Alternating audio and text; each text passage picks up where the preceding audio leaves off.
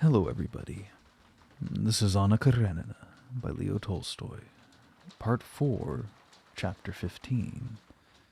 The streets were still deserted when Levin reached the Sherbatskys' house.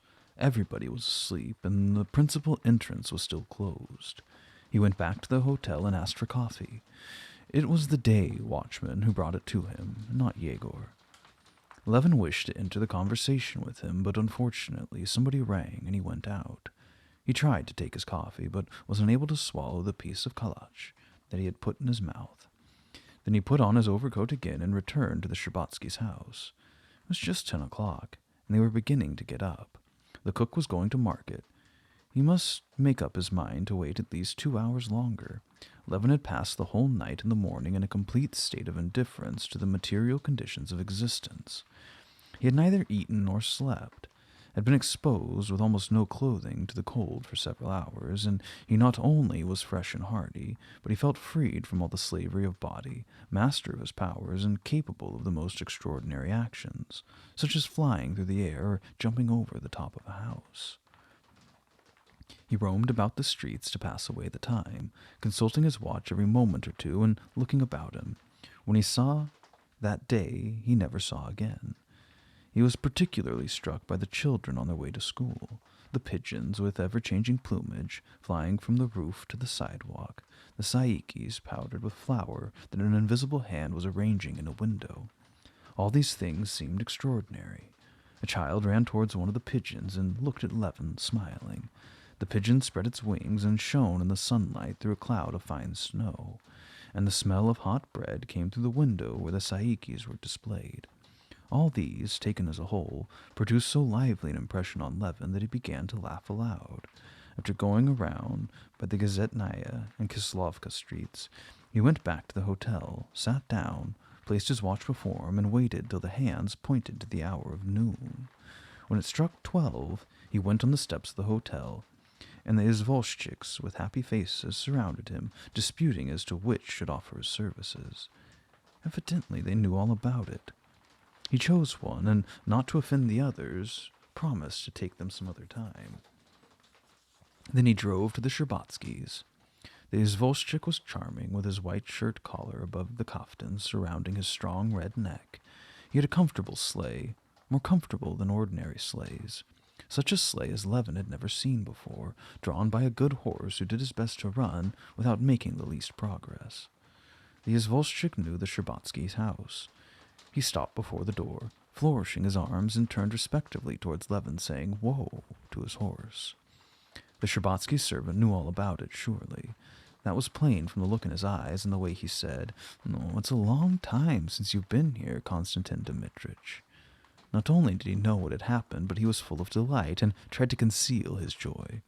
Levin felt a shade happier when he caught the old man's good-natured eyes. "Are they up?" "Oh, please come in. Leave that here," added the Swiss as Levin was turning back to get his shapka. That must have some significance, he thought. "To whom shall I announce you, sir?" asked the lackey. The lackey, though young, new in the house, and with some pretension to elegance, was very obliging, very attentive, and he too seemed to understand the situation. "To the princess, the prince, no, the young princess," replied Levin. The first person whom he met was Mademoiselle Linon. She was passing through the hall, radiant with her little curls and shining face. He had hardly spoken to her when the rustling of a dress was heard near the door. Mademoiselle Linon disappeared before his eyes, and he was overcome with the thought of the happiness awaiting him.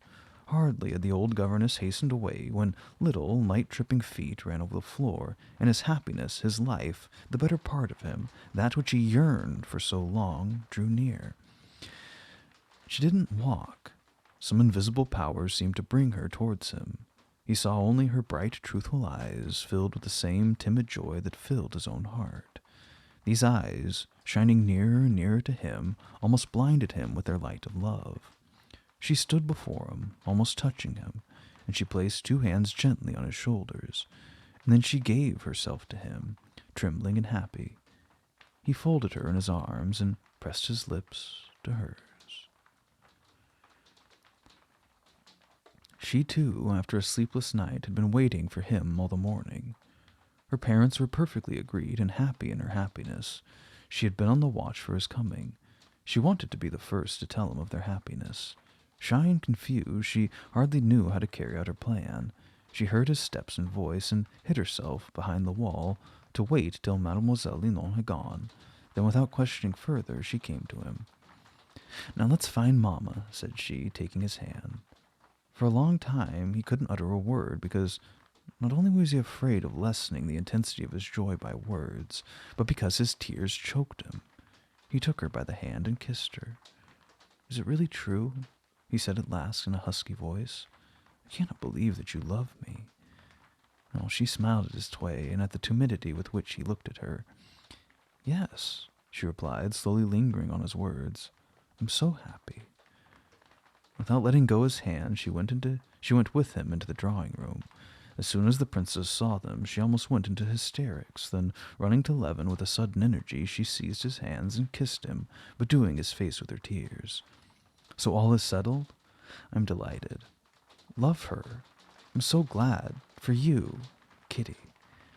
"It didn't take you long to arrange matters," said the old prince, trying to appear calm, but Levin saw his eyes fill with tears. "It's something I've been long anxious for," said the prince, drawing Levin towards him. "And when this little goose thought—" "Papa!" cried Kitty, putting her hand over his mouth. "Oh, very well, I won't say anything," said he. "I'm very, very... Ugh, how stupid I am."